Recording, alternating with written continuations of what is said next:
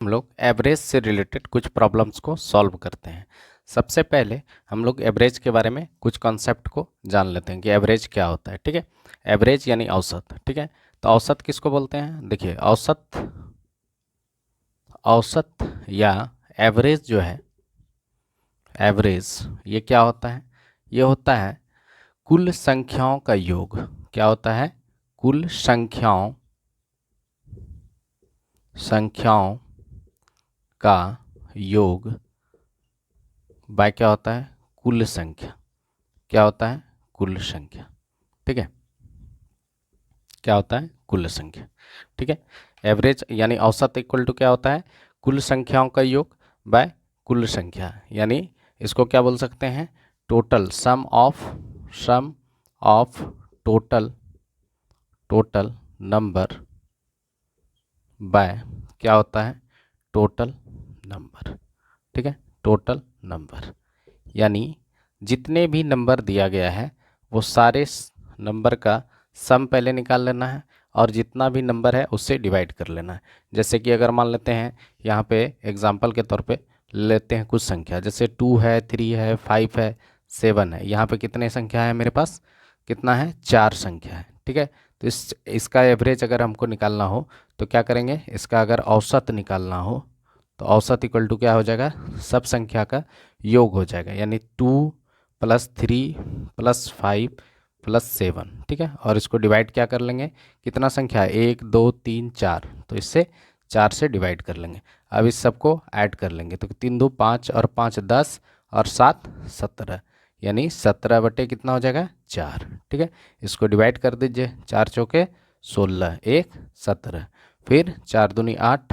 ठीक है, बचा कितना? 2, 4 पंचे 20, यानी एवरेज मेरे पास क्या आ गया इस संख्या का?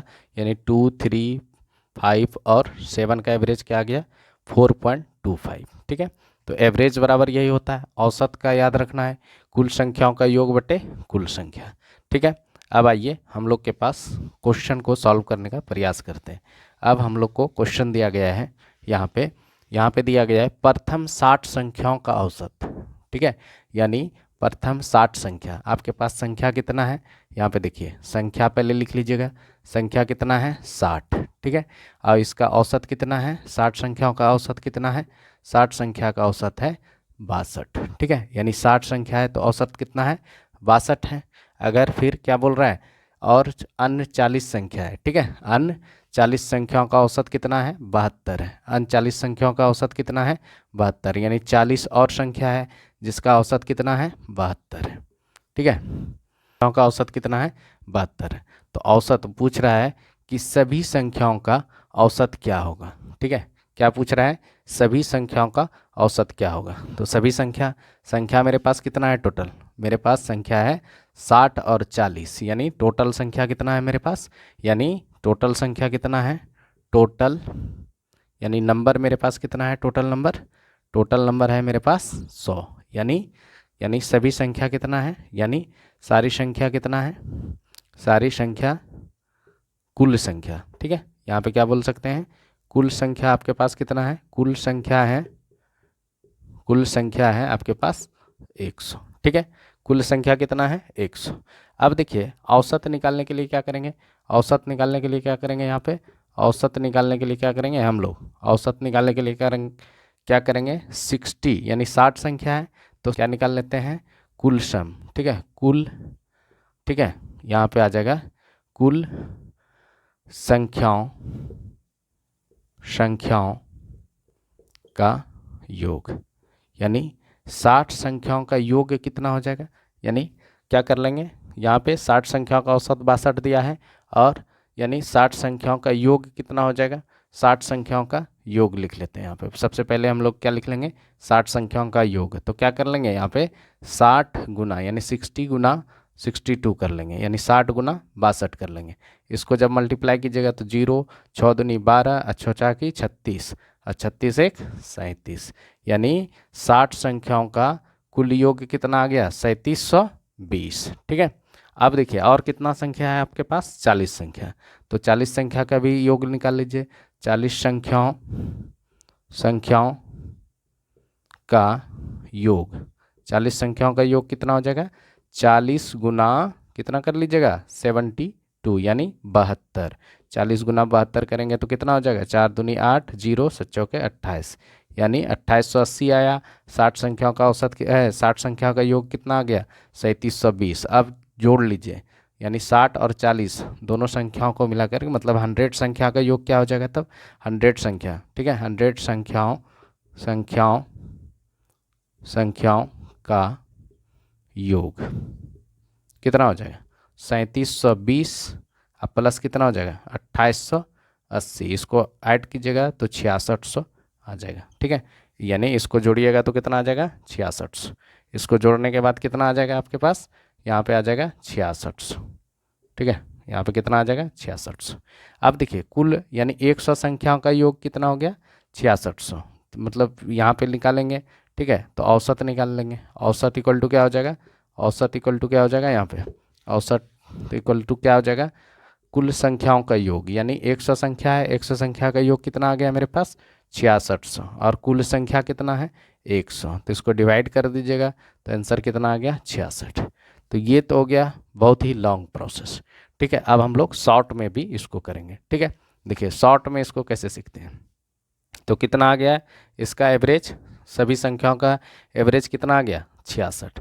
अब देखिए इसको आसानी से हम लोग कैसे कर सकते हैं, ठीक है। अब देखिए सबसे पहले हम लोग संख्या को क्या करेंगे शॉर्ट करेंगे। ये देखिए 60 है और ये 40, देखिए इसको हम लोग क्या करते हैं, इसको 20 तिया 60, अब 20 दूनी 40, 20 तिया लिए 20 तिया 60, अब 20 दूनी 40। अब हम मान लेंगे कि मेरे पास 3 संख्या है जिसका औसत क्या है 62 है, और अब मान लेंगे हम लोग 2 संख्या है जिसका औसत कितना है 72 है, ठीक है।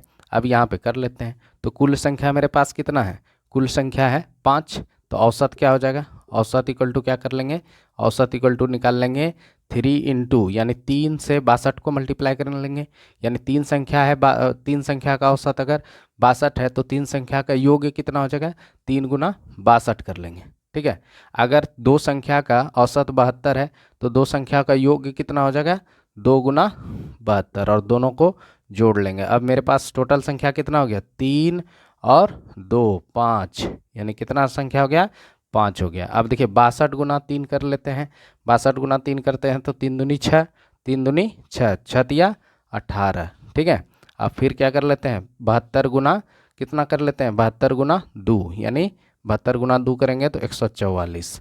अब बट्टे कितना हो गया 5, इस दोनों को जोड़ लीजिएगा 6 4 10 और 8 4 12 1 13, ठीक है। अब फिर 1 1 2 1 3 बाय 5, इसको डिवाइड कर दीजिएगा तो 66। इस तरह से हम लोग इसको आसानी से भी सॉल्व कर सकते हैं, हम लोग कैलकुलेशन को सॉर्ट कर सकते हैं। तो ये मेरा फर्स्ट क्वेश्चन था। आइए अब नेक्स्ट क्वेश्चन, अगला क्वेश्चन दिया गया है 6 लगातार विषम संख्याओं का औसत 48 है, यानी 6 लगातार विषम संख्या है जिसका औसत कितना है 48 है।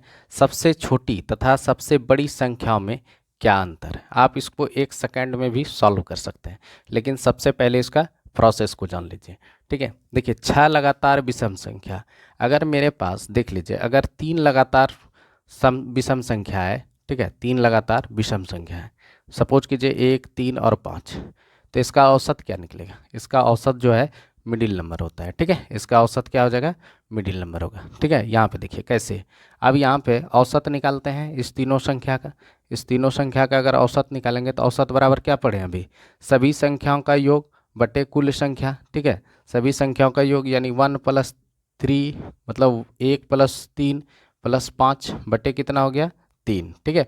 इस दोनों को ऐड कीजिए तो कितना हो गया 3 और 1 4, और 4 + 5 9 हो गया, 9/3। इसको डिवाइड कर दीजिएगा तो एवरेज क्या आ गया 3। यानी यहाँ पे हम क्या सीखें, अगर 2 नंबर है यानी एवरेज का मतलब होता है, एवरेज का मतलब होता है या औसत का मतलब होता है, औसत का मतलब क्या होता है मीन, मीन का मतलब होता है माध्य, यानी माध्य यानी मिडिल वैल्यू, ठीक है। मीन का मतलब क्या होता है माध्य होता है, ठीक है। यानी किसी भी 2 नंबर के बीच का जो मीन होगा वही क्या होगा औसत होगा। तो इस तरह से अगर मेरे पास दिया रहे, मान लेते हैं दिया रहे यहाँ पे रहे 2 रहे 4 रहे 6 रहे 8 रहे, ठीक है, और यहाँ पे 10 रहे, ठीक है। आपसे पूछ दे कि एवरेज क्या होगा, तो एवरेज क्या होगा, इधर से भी 2 नंबर इसको हटा दिए, इसको भी 2 नंबर इधर से हटा दिए, तो बीच में मेरा पास क्या बचा 6, तो 6 मेरा क्या हो गया, एवरेज हो गया, इस सारे का एवरेज हो गया, यानी 2 4 6 8 10। ठीक है, लेकिन ये सीक्वेंस में इंक्रीज होना चाहिए, जैसे कि ये 2 है तो उसके बाद 4 होना चाहिए, 4 के बाद 6, 4 के बाद 6 होना चाहिए, 6 के बाद 8 होना चाहिए, 8 के बाद 10 होना चाहिए, ये नहीं पहले 2 4 6 8 10। ठीक है, इस तरह से बढ़ना चाहिए। तो इस तरह से हम लोग सीखेंगे। देखिए अब यहाँ पे क्या है, अब यहाँ पे देखिए, अब यहाँ पे क्या है, अब यहाँ पे देखिए, यहाँ पे समझिए क्या दिया गया है, 6 लगातार विषम संख्याओं का औसत 48 है। अब 6 लगातार विषम संख्या है, मान लेते हैं एक विषम संख्या ए है, दूसरा बी है, तीसरा सी है, ठीक है, चौथा डी है, और पाँचवा ई है, और छठा एफ। ठीक है, और इसका औसत दिया गया है, यानी इसके भी मिडिल में एक नंबर आएगा। ठीक है, यानी ये अगर विषम संख्या है तो इसके बीच में एक सम संख्या होगा, फिर इसके बीच में भी एक सम संख्या होगा, इसके बीच में भी एक सम संख्या होगा, इसके बीच में भी एक सम संख्या होगा, इसके बीच में भी एक सम संख्या होगा, यानी सम विषम सम विषम। देखिए जैसे 1 है, 2 है, 3 है, 4 है, 5 है, 6 है, 7 है, 8। अब देखिए यहाँ पे ये विषम संख्या है, 1 क्या है, विषम संख्या है, और 2 क्या है, सम संख्या है, 3 क्या है, विषम संख्या है, 4 क्या है, सम संख्या है, 5 क्या है, विषम संख्या है, तो 6 क्या है मेरे पास, सम संख्या है। ठीक है, तो यहाँ पे देखिए इस तरह से हम लोग सीखें कि क्या है, एक सम संख्या आएगा, दूसरा विषम संख्या आएगा, यानी लगातार संख्या में। ठीक है, अब यहाँ पे देखिए, इसको समझिए, अब यहाँ पे क्या दिया है, अब यहाँ पे दिया है मेरे पास 6 लगातार विषम संख्याओं का औसत। औसत का मतलब मिडिल वैल्यू, औसत का लगातार है। यहाँ पे सबसे पहले सीखना है कि ये लिखा हुआ रहना चाहिए लगातार, यानी 6 लगातार विषम संख्या है, तो इसका मतलब है कि इसका मिडिल वाला वैल्यू देखिए 1 2 3, यहाँ से ले लिए 1 2 3, यानी ये मेरा क्या है 48, यानी यही है 48, यानी यहाँ पे मिडिल में ऐसे भी सम संख्या आता है। ठीक है, यहाँ पे क्या आ जाएगा, सम संख्या, तो सम संख्या के बाद क्या आएगा, विषम संख्या, तो 48 के बाद विषम संख्या क्या है 49, उसके बाद 50 होगा, उसके बाद 51 आएगा। ठीक है, उसके बाद 52, उसके बाद 53 आएगा। ठीक है, इसके पहले देखिए यहाँ पे 48 से पहले क्या होगा, यहाँ पे 47 होगा, 47 से पहले 46, और यहाँ पे हो जाएगा आपका 45, और यहाँ पे क्या हो जाएगा 44, यहाँ पे क्या हो जाएगा 43। तो हमको तो लगातार क्या लेना है, हमको लगातार लेना है विषम संख्या, यानी इससे भी मतलब नहीं है, हमको लगातार विषम संख्या लेना है। और अब हमको क्वेश्चन क्या दिया गया था, सबसे छोटी, यानी छोटी तथा बड़ी संख्याओं में क्या अंतर है, तो बड़ी संख्या यहाँ पे क्या है 53 है, और छोटी संख्या क्या है 43 है, तो दोनों का अंतर क्या हो गया 53 माइनस 43, आंसर कितना हो गया 10। ठीक है, अगर इस क्वेश्चन को हम सॉल्व नहीं भी करें, यानी कोई भी डेटा नहीं लें, तो भी हम इसको आसानी से बना सकते हैं। जैसे कि अगर मेरा पहला संख्या, देखिए यहाँ पे अगर विषम संख्या है, 6 लगातार विषम संख्या, तो अगर पहला मेरा विषम संख्या मान लेते हैं 3 है, तो दूसरा क्या है 5। ठीक है, या 1 से ही स्टार्ट करते हैं, 1 है, दूसरा क्या है 3 है, तीसरा क्या है 5 है, उसके बाद 7 है, उसके बाद 9 है, उसके बाद 11 है, तो 1 2 3 4 5 6 हो गया। ठीक है, अब देखिए इस दोनों के बीच में कितना का गैप है 2 का, इसके बीच में भी 2 का, इसके बीच में भी 2 का, इसके बीच में 2 का, यानी लगातार जब होगा तो ये बड़ी संख्या और छोटी संख्या के बीच का डिफरेंस कितना हो गया, ये हो गया 10। तो हर हमेशा 10 ही होगा इस दोनों के बीच का डिफरेंस। ठीक है, अगर बड़ी संख्या और छोटी संख्या के बीच का डिफरेंस पूछा जाए, अगर यहाँ पे कितना संख्या दिया है, कितना संख्या दिया है, यहाँ पे दिया है 6, और 6 के बीच में क्या डिफरेंस आएगा 10 का ही आएगा। अगर 7 रहता तो 7 रहता तो क्या हो जाता, 7 11 के बाद क्या हो जाता 13। ठीक है, तो 13 होता, तो 13 में क्या कर लेते हैं, एक को घटा लेते हैं, 13 में एक को घटा लेते हैं, तो क्या हो जाता 12। तो ये भी मेरा आंसर हो गया कि बिना इसको देखे, यानी बिना इसके डेटा को लिए हम 1 सेकंड में भी इसको सॉल्व कर सकते हैं। ठीक है, अगर हम इसको आसानी से समझे। ठीक है, आइए नेक्स्ट क्वेश्चन देखते हैं क्या दिया गया है। अगला क्वेश्चन दिया गया है कि 5 संख्याओं का औसत 27 है। कितना संख्या का औसत 27 है, 5 संख्या का। इसमें से बोलता है कि अगर एक संख्या को निकाल दिया जाता है तो औसत कितना बच जाता है 25 हो जाता है। तो बोल रहा है कि वो निकाली गई संख्या क्या है। ठीक है, अगर एक संख्या निकाल दिया जाए तो औसत कितना हो जाता है 25 हो जाता है। तो 4, यानी संख्या मेरे पास, संख्या अगर मेरे पास कितना है 5 है, तो औसत कितना है, 5 संख्या का औसत कितना है, 5 संख्या का औसत है मेरे पास 27। ठीक है, जब इससे एक संख्या चला जाता है तो अब मेरे पास कितना संख्या रहा, 4 संख्या रहा। अब मेरे पास कितना संख्या रहा, 4। अब 4 है तो 4 का औसत कितना हो जाता है, 4 का औसत हो जाता है 25 यानी 25। 4 का औसत कितना हो जाता है, 25। ठीक है, अब 5 संख्या था तो औसत कितना था, 27। 4 संख्या हुआ तो 25 हो गया। ठीक है, औसत कितना हो गया, 25 हो गया। तो इसका मतलब है, एक तो हम लोग यहाँ पे निकाली गई संख्या ऐसे निकाल सकते हैं, निकाली गई संख्या। अगर ये पूछा जाए आपसे निकाली गई संख्या क्या है, तो निकाली गई संख्या क्या है, इस दोनों को मल्टीप्लाई कर लीजिए, यानी कुल मतलब 5 संख्याओं का योग क्या हो जाएगा। ठीक है, 5 संख्याओं का पहले योग निकाल लीजिए, 5 संख्याओं का योग। सबसे पहले 5 संख्याओं का योग निकाल लीजिए, तो क्या कीजिएगा, 5 गुना 27। तो इसको 27 को 5 टाइम्स मल्टीप्लाई कीजिएगा तो कितना हो जाएगा, यानी 27 को 5 बार मल्टीप्लाई करेंगे तो कितना हो जाएगा, 7 पचे 35, अब 5 दूनी 10 और 3 13, यानी 135 हो गया। अब 4 संख्याओं का योग निकाल लीजिए, तो 4 संख्याओं का योग क्या हो जाएगा, 4 संख्याओं का योग। 4 संख्याओं का योग कितना हो जाएगा, 4 गुना 25, तो कितना हो गया, 25 चौके 100। यानी देखिए अब कितना है, 4 संख्याओं का योग कितना है, 100 है, और 5 संख्या का योग कितना था, 135। तो निकाली गई संख्या क्या हो जाएगा, निकाली गई संख्या हो गया 135 माइनस 100, तो कितना हो गया, 35। ठीक है, और इसको आप बिना लिखे, बिना इतना कैलकुलेशन किए भी आसानी से कर सकते हैं। कैसे, देखिए आपके पास 5 संख्या था, 5 संख्या का औसत कितना था, 27। 4 संख्या हो गया तो औसत कितना हो गया, 25। तो औसत में कितना गिरावट आया, यानी औसत में कितने की कमी आया, तो औसत में कमी आया 2 का। ठीक है, 2 का कमी आया, यानी 2 का कमी आया तो क्या हो गया, 25 तो था ही। ठीक है, यानी इसका 25 तो था ही। ठीक है, 25 था, या आप इस तरह से भी कर सकते हैं, 2 का कमी आया तो जो पचमा यानी 4 जो निकला होगा, यानी चौथा 1% जो इससे निकला होगा वो 27 तो अपना लेके निकला ही। ठीक है, और 2 कम कर दिया, कितना का कम किया, 4 का कम किया, 2 कम कर दिया 4 का, तो 4 का 2 कम हुआ तो 4 दूनी 8, तो 25 और 8 है, सॉरी 27 और 8 कितना होता है, 35। तो इस तरह से आप निकाल सकते हैं, इसको आसानी से भी सॉल्व कर सकते हैं। आइए नेक्स्ट क्वेश्चन देख, ला क्वेश्चन दिया गया है, अगला क्वेश्चन दिया गया है, क्या दिया गया है, अगला क्वेश्चन दिया गया है, किसी कक्षा के 22 छात्रों का, कितने छात्र हैं, 22 छात्र, यानी 22 स्टूडेंट्स का औसत आयु कितना है, औसत जो है 12 वर्ष। ठीक है, इसका औसत आयु कितना है, 12 वर्ष। कहता है अब एक शिक्षक, कितना, एक शिक्षक की आयु को शामिल किया जाए, शामिल करने पर औसत क्या हो जाता है, 1 वर्ष बढ़ जाता है, यानी औसत में 1 वर्ष की वृद्धि हो जाती है।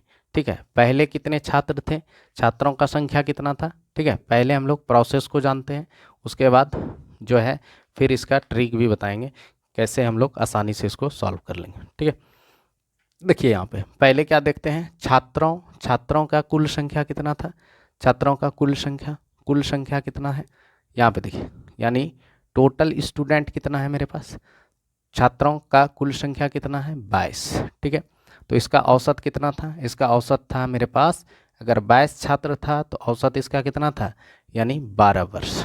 क्या था, 12 वर्ष। यानी अब यहाँ पे देखेंगे कुल आयु कितना हो जाएगा, यानी 22 छात्रों का कुल आयु, 22 छात्रों का कुल आयु। ठीक है, कुल आयु पहले निकाल लेंगे। ठीक है, पहले क्या निकाल लेंगे, कुल आयु। कुल आयु क्या हो जाएगा, 22 गुना 12 कर लेंगे। ठीक है, हर छात्र का 22 है, तो आप या तो 22 को 12 बार ऐड कर लीजिए, या तो इसको क्या कर लेंगे, 12 से मल्टीप्लाई कर लेंगे, यानी 12 से मल्टीप्लाई कर लेते हैं। अगर इसको 12 से मल्टीप्लाई करते हैं तो 12 दूनी 24, अब 12 दूनी 24 एक 25, यानी 254, यानी टोटल कितना वर्ष हो गया, 254 वर्ष। यानी 22 छात्रों का कुल आयु कितना हो गया, 254 वर्ष। अब कहता है इसमें एक शिक्षक शामिल हो जाता है, तो अब छात्र तो था ही 22, टोटल अब संख्या कितना हो गया, यानी 22 छात्र। ठीक है, 22 छात्र तो था, उसके बाद एक शिक्षक भी आ गए, एक क्या आ गए, शिक्षक भी आ गए, तो एक शिक्षक के आने से औसत क्या हो गया, बढ़ गया। यानी अब कितना हो गया 22 और प्लस 1, टोटल संख्या कितना हो गया 23।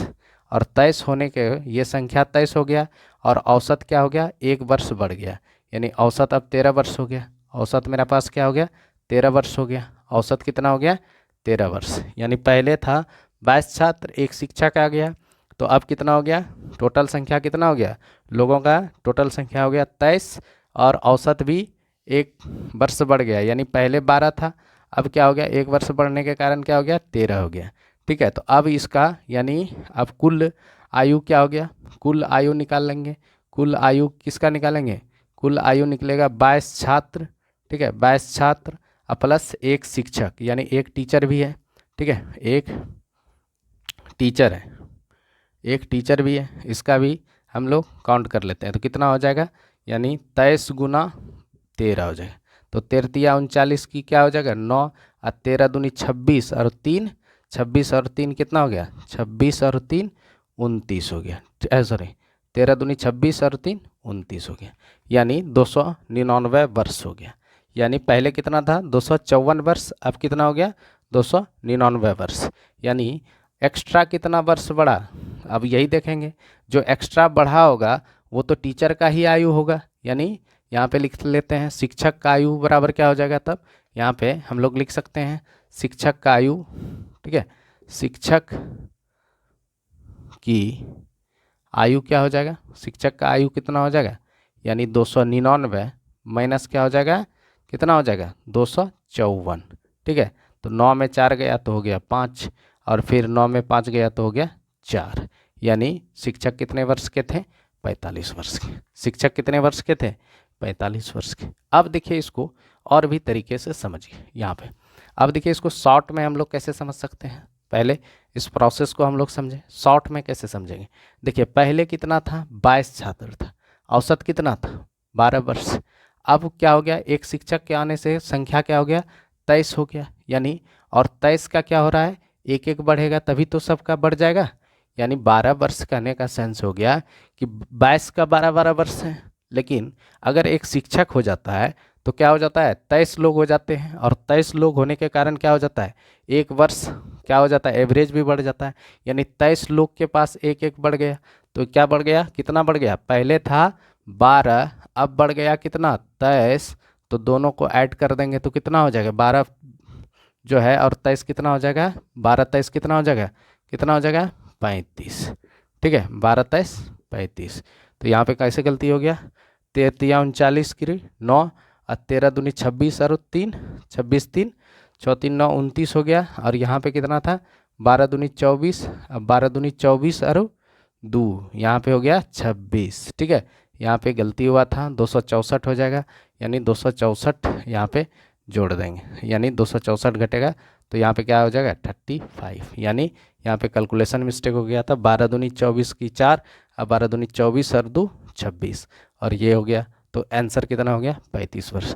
और अगर आप आसानी से बनाइएगा तो क्या हो गया यहाँ पे 22 छात्र था, 22 छात्र का औसत पहले कितना था 12 वर्ष, एक शिक्षक आ गया तो अब कितना लोग होंगे 23 हो गए, और 23 का एक एक बढ़ा है, पहले 12 था तो 23 बढ़ा, कुल कितना बढ़ा 23, पहले कितना था 12, तो इस दोनों को ऐड कर देंगे तो कितना आ जाएगा 35। बहुत आसान है। ठीक है, सिर्फ कैलकुलेशन मिस्टेक हो गया था। ठीक है, इससे कोई नहीं, प्रोसेस एकदम सही होता है। ठीक है, प्रोसेस को देखना है, कैलकुलेशन मिस्टेक हो जाएगा तो फिर हम उसको बता देंगे। ठीक है, आप लोग कमेंट करके बताइएगा कैलकुलेशन अगर कहीं मिस्टेक हो जाता है तो फिर हम उसको सुधार के आप लोग को समझा देंगे। ठीक है, फिर यहाँ पे देखिए पहले तो होगा नहीं कैलकुलेशन मिस्टेक। अगला क्वेश्चन दिया गया है कोई बल्लेबाज 17वीं पारी में 85 रन बनाता है, यानी 17वीं पारी जब वो खेलता है तो वो कितना रन बनाता है 85 रन बना लेता है। ठीक है, तो बोल रहा है कि इस प्रक्रिया में उसके औसत में 3 की वृद्धि हो जाती है, यानी उसके पहले वो 16 पारी खेला होगा, यानी 17वीं पारी में तो वो बनाया 85 रन, लेकिन 16वीं पारी तक, ठीक है 16वीं पारी तक जो है उसका औसत कुछ रहा होगा, मान लेते हैं उसका औसत रन कुछ तो रहा होगा। ठीक है, तो उसका 16वीं पारी तक उसका औसत कितना था, मान लेते हैं कि उसका 16वीं पारी तक औसत क्या था एक्स था। ठीक है, 16वीं पारी तक एक्स था, यानी 16वीं पारी तक उसका कुल रन कितना था, यानी 16वीं पारी तक उसका कुल रन कितना था? कुल रन था 16 इंटू एक्स, यानी एक्स से मल्टीप्लाई कर लेंगे, या एक्स को 16 टाइम तक जोड़ेंगे, यानी 16 बार एक्स को जोड़ेंगे तो क्या हो जाएगा, यानी हर पारी में अगर एक्स रन, हर पारी में एक्स रन बनाता होगा तो 16 पारी तक अगर खेला होगा तो 16 एक्स रन बनाया होगा। ठीक है, क्योंकि एक्स को 16 टाइम्स जोड़ेंगे तो 16 एक्स आ जाएगा। ठीक है, अब देखिए वो क्या करता है, क्या बोलता है कि लेकिन 17वीं पारी में वो जो है, 17वीं पारी में क्या होता है, 17वीं पारी में उसका औसत क्या हो जाता है पारी में। ठीक है, 17वीं पारी के बाद लिखते हैं, उसका औसत कितना हो जाता है, यानी 3 का वृद्धि हो जाता है। कितना का वृद्धि हो जाता है? 3 का वृद्धि हो जाता है। यानी अब वो कितना रन बनाया होगा, यानी 17वीं पारी के बाद का उसका औसत कितना होगा, 17वीं पारी के बाद कुल रन कितना होगा, 17वीं पारी के बाद, ठीक है, बाद उसका कुल रन, ठीक है, उसका कुल रन कितना हो जाएगा, 17 गुना एक्स प्लस 3। ठीक है, इसको हम लोग एक, ठीक है, कुछ ही देर में, मतलब एकदम इसका ट्रिक भी बताएंगे, बहुत आसान है, इतना कैलकुलेशन करना भी नहीं है, लेकिन प्रोसेस जान लीजिए। प्रोसेस 1 सेकंड में अभी आपको सिखा रहे हैं। 16वीं पारी तक उसका औसत कितना था एक्स, तो 16वीं पारी तक उसका कुल रन कितना हो गया, 16 इंटू एक्स, यानी 16 एक्स हो गया। 17वीं पारी के बाद उसका औसत कितना हो गया, 3 का वृद्धि हो गया, यानी 17वीं पारी के बाद उसका कुल रन कितना हो गया, 17 इंटू एक्स प्लस 3, यानी एक्स प्लस 3 बढ़ा है, यानी हर पारी में अब x प्लस 3 हो गया है। तो 17 पारी तक x plus 3 x plus 3 x plus 3 जोड़ेंगे तो 17 गुना x प्लस 3 कर लिए।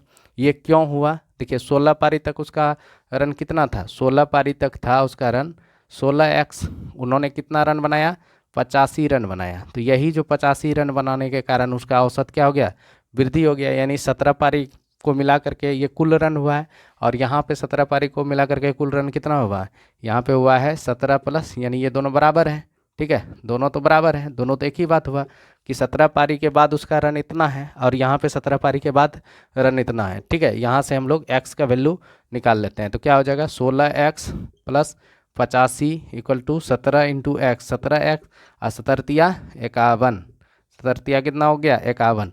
अब देखिए ये 16x को इधर ले आते हैं, यानी ये वेरिएबल वाला टर्म है। ठीक है, ये वेरिएबल वाला टर्म, तो वेरिएबल वाले टर्म को एक साथ और नॉन वेरिएबल वाले टर्म को एक साथ लें, यानी जो x कंटेनिंग टर्म है उसको वेरिएबल टर्म बोलते हैं। ठीक है, तो यहाँ पे देखिए 17x है, 17x, और यहाँ पे क्या कर लिए, ये 16x इधर आएगा तो ये पॉजिटिव, यानी ये प्लस में है, इधर आएगा तो माइनस में हो जाएगा। ये क्या हो गया, 17, सॉरी ये क्या हो गया, 16x माइनस 16x। अब देखिए ये 85 तो कहीं गया नहीं, ये तो इधर ही है, तो इसको 85 लिख लिए, ये पॉजिटिव हो गया। ये 51 इस साइड आ रहा है, तो 51 यहाँ पे माइनस कर लेंगे, और जब माइनस कर लेंगे तो कितना आ गया, x इक्वल टू कितना हो गया, यानी 4 और 5 3 34 रन, यानी वो 16वीं पारी में कितना रन बनाया था, यानी 16वीं पारी तक उसका औसत कितना था, 34। यानी अब क्या बोल रहा है, 17वीं पारी के बाद उसके रनों का औसत क्या है, तो यानी 17वीं पारी के बाद उसका रनों का औसत क्या है, x प्लस 3, यानी x का वैल्यू मेरे पास कितना आया है, 34 प्लस 3 कर लेंगे तो 17वीं पारी के बाद उसका औसत कितना हो जाएगा, 37 हो जाएगा। ठीक है, अब देखिए इसको आसानी से हम लोग कैसे बना सकते हैं।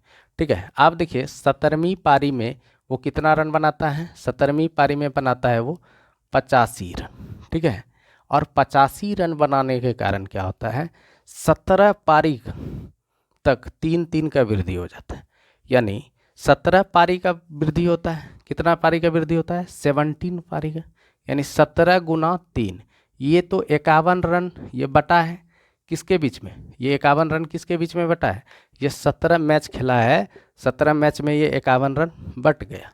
ठीक है, 17 रन क्या हो गया, यानी 51 रन ये 17 पारी में 3 रन करके बट गया। तो ये तो उसको एक्स्ट्रा बनाना पड़ा होगा, एवरेज से, जो पहले उसका एवरेज था उससे उसको एक्स्ट्रा बनाना पड़ा होगा, नहीं तो क्या होता, अगर सेम ही बनाता तो एवरेज क्या रहता, सेम ही रहता, कुछ भी चेंज नहीं होता है। तो ये 51 रन वो ज़्यादा बनाया है।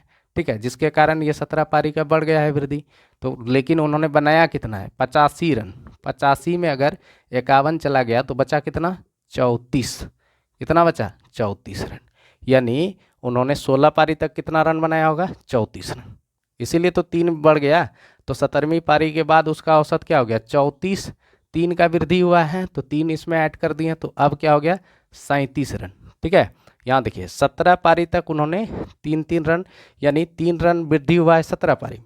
तो टोटल उन्होंने उसको एक्स्ट्रा रन कितना बनाना पड़ा होगा वृद्धि के लिए? कितना रन उसको एक्स्ट्रा बनाना पड़ा होगा? 51 रन। 17 गुना 3 यानी 17 51, 51 रन उसको एक्स्ट्रा बनाना पड़ा होगा, ताकि तब वृद्धि होगा। ठीक है, आप एक्स्ट्रा लेके आओगे तभी तो वृद्धि होगा। ठीक है, तभी तो वृद्धि होगा। तो 3-3 रन का वृद्धि हुआ, लेकिन उन्होंने बनाया कितना है रन? 85 रन। तो 51 तो उसका बढ़ गया, बचा कितना? 34। ये जो 34 बचा है, यही रन उन्होंने 16वीं पारी तक का उसका औसत कितना था? 34 रन का। अगर ये 34 रन बनाता तो एवरेज में कोई भी चेंजिंग नहीं होता, लेकिन ये जो 51 रन एक्स्ट्रा बनाया, इसी के कारण ये 3 रन का वृद्धि हो गया, जिसके कारण क्या हो गया? ये 34 पहले का एवरेज था, अभी का पूछा है तो 34 3 का वृद्धि हुआ है, यानी 17 पारी के बाद औसत पूछा है तो 3 इसमें ऐड कर देंगे तो कितना आ गया? 37। बहुत आसानी से इसको हम लोग सॉल्व कर लिए, इतना हमको बनाना भी नहीं पड़ा। ठीक है, अब आइए नेक्स्ट क्वेश्चन। क्वेश्चन क्या है? किसी कक्षा में 8 छात्रों का औसत अंक 51 है। 8 छात्रों का औसत अंक कितना है? 51 है। यानी छात्र कितना है? 8 है, तो उसका औसत अंक कितना है? 51 है। ठीक है, कितना है? 51 है। तथा अन्य, अब और भी छात्र है, और 9 छात्र है। ठीक है, उसका भी औसत अंक कितना है? 68। उसका औसत अंक कितना है? 68 है।